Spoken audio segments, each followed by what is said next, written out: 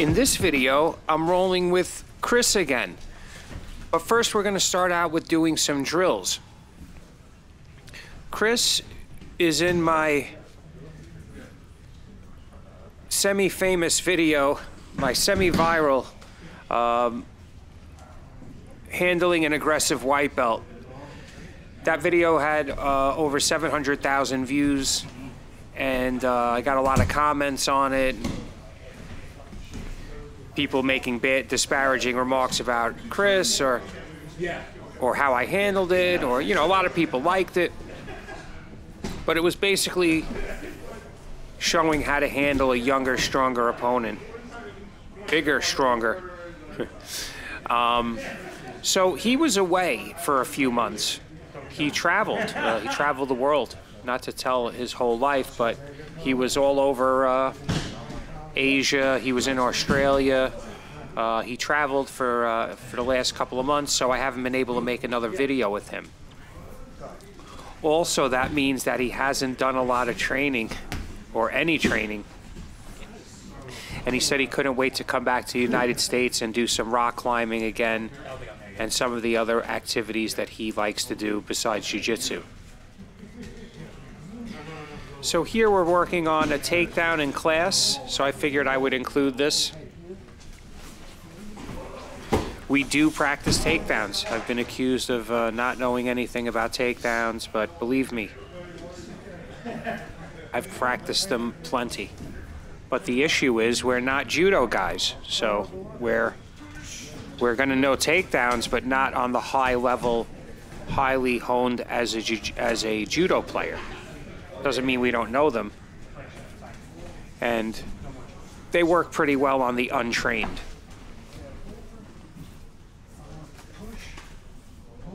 So here, this is a Renzo Gracie was taught this to my professor, Mike Odella. Everything that he teaches, he learned from Renzo. I think he went from white to black as a Renzo student. So what happens a lot is, almost every class he shows a technique that I've never seen before. When you think you've seen it all, there's so much to learn. So here he's showing like an arm entanglement throw or a step behind. Get the guy's weight going one way and then trip him the other. There it looked like Chris threw my professor out of the screen, but he doesn't realize his own strength, I think. So that's a very simple, practical way to take somebody down.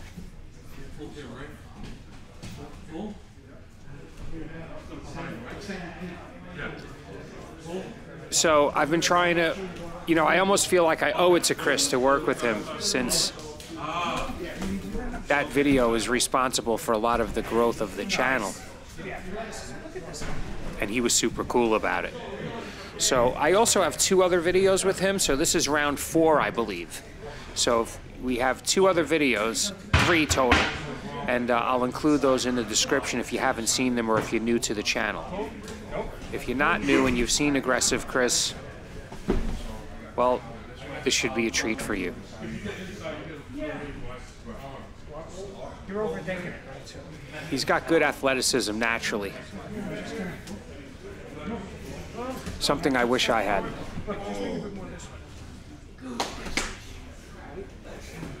Rock climbing is super tough. I used to train with a rock climber years ago when I was a blue belt and he was a white belt, and there were times where he really gave me a hard time because his grip strength was so strong and he would just climb me.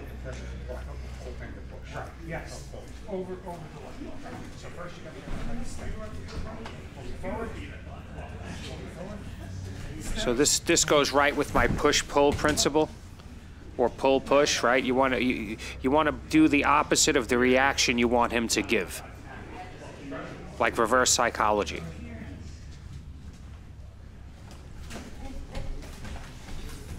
You want to get him going one way and then pull him another. See the way Chris got up? I forgot what that's called. Somebody leave it in the description. Chris, let me try that choke again. I mean in the comments.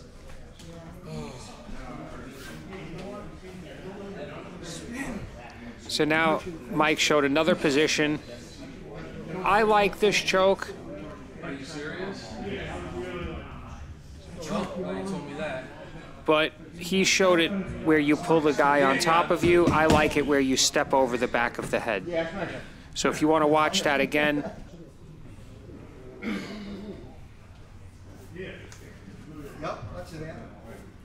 It's a great choke, very practical.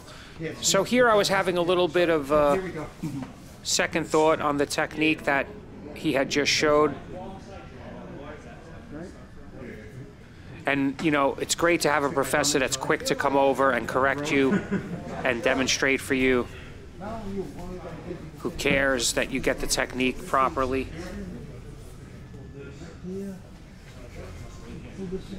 And with such credentials.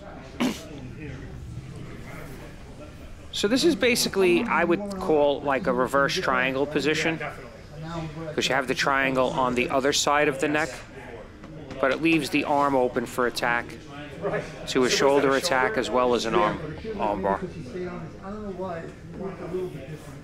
And most people know when a regular triangle is coming, but this one I think is more cunning.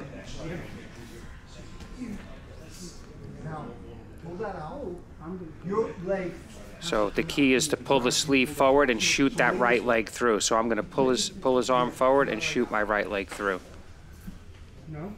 And that leads me to that position. That's a strong arm bar from there. Plus you could even switch to a triangle. There's other things that can happen. In the background there's 3 giant guys. One's a white belt, that's Billy the blue belt. I have a video with him. And a brown belt. And they're all over 230 pounds, maybe more. And you're going to shoot his right leg under my arm into the triangle. Into the triangle. So here I'm just trying to show him.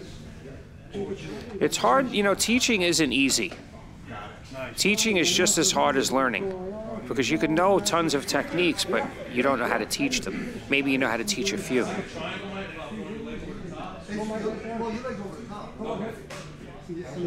So here I don't know that his legs aren't crossed behind my head. I can't really feel exactly where they are. I know it doesn't feel right because he's squared off. His hips are squared straight with my shoulder. You have to get perpendicular. You have to get totally sideways. That's going to allow the triangle to come on better.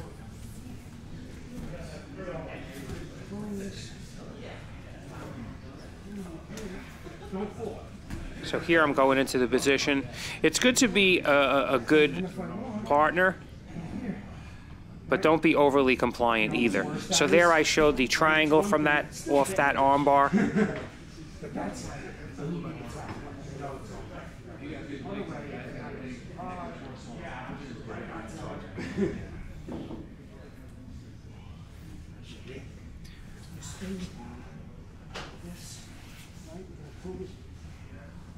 This leg under and this leg over. So he's not that far out of position, but for a white belt this is complicated. Now some people would say, oh well, he shouldn't even be learning this, and yeah, maybe that's the case, but at least if he sees it now, one day in the future when he has an increased jiu-jitsu IQ, he'll be able to absorb this better. Sometimes you have to hear about something and 3 years later it makes sense to you. So true, he's probably learning something that's a little more complex out of his league. It's still not bad for him to have seen this. See, everyone tries the triangle like that, very squared up. Not impossible to finish here. It would require a pull on the head and really pushing your hips up. It would just take more work. And as one of my teachers used to say, you're just making more work for yourself. He would use this expression about many things in jiu-jitsu. And what that made me realize is the emphasis on efficiency. That's really what wins in the end. So here I'm trying to show him that by getting my body turned to the angle It's easier for me to close the triangle. True, I have long, skinny legs. That also helps. And I'm flexible. But anybody can close a triangle if they get far enough to the side. Because all you need to do is catch their neck and their shoulder in that spot between your legs. You don't need their whole torso, just their neck and their shoulder. And it fits perfect.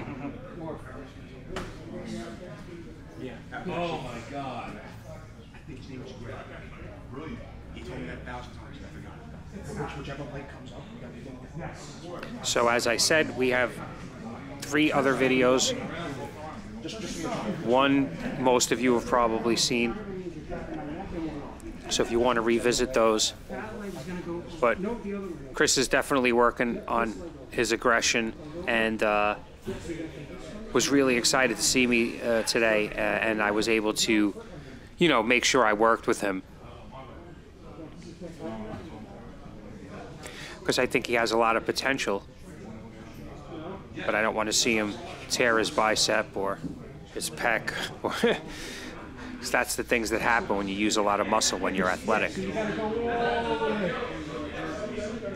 The further you go, the tighter it gets on me, and it makes it easier. Triangle, to me, was always a more complex move. It wasn't something I picked up right away. It took years before I really started triangling people.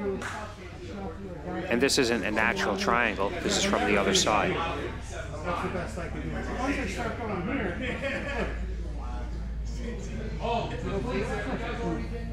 now I got you. So there I'm showing there's a wrist lock. There's another wrist lock. You could switch to the go-go plata.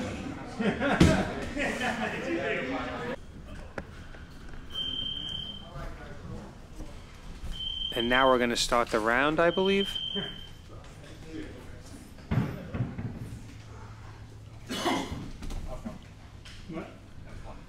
You know, there's always a lot of people talking about guard or starting on your back, and that's not realistic. And well, it is in the sense where if he threw me and I landed on the ground, he'd still have to pass my guard.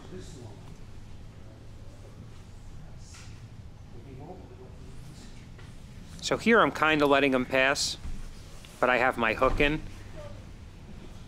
So again, just testing the limits, testing the efficiency of it. And as you can see, it's a pretty good movement. Hook and roll. So here I'm showing him A-frame into my hip, turn, and push to escape. There's a little bit more to it than that, but I didn't want to over-talk it. Really, it would have been good to start with a hip bump and then turn and push it and escape. But he kind of did that naturally. So there I was able to pass and go into mount very smooth. I have to admit, I watched that a few times.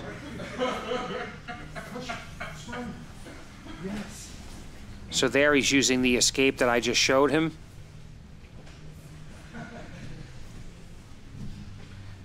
See, here he's trying to pull me in an inefficient manner.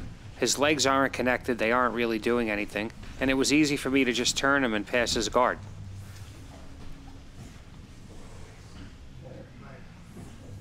When you pull on the arm, you want to do 2-on-1 grip, or you want to do arm drag, or you want to pull the head down.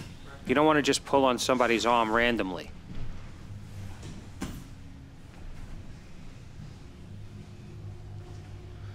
So there I just casually stepped over into my step over arm bar, but he was too strong.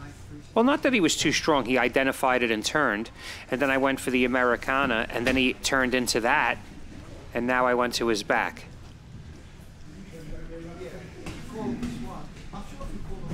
See, I always love when people sit up like that. They try to sit straight out of things. They don't realize how exposed they leave their necks.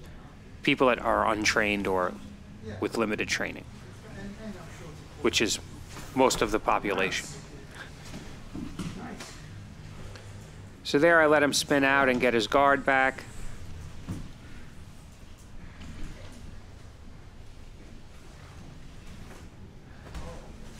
He's playing a little bit easier, if you notice, than when he began. So there he tried to come up on the single, and I went right to the choke. I let it go because I'm being more experimental, and I want him to work out of this position. If I would have just finished that choke, he wouldn't have that chance.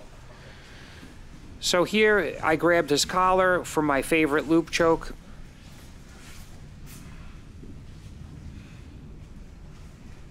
But I don't really have it yet because he has my leg trapped. So I have to get my left arm behind his head, which I'm starting to do, and then he lets go of my leg, and it makes it easy for me to just lean back and pull his collar around his throat to restrict his blood to his brain.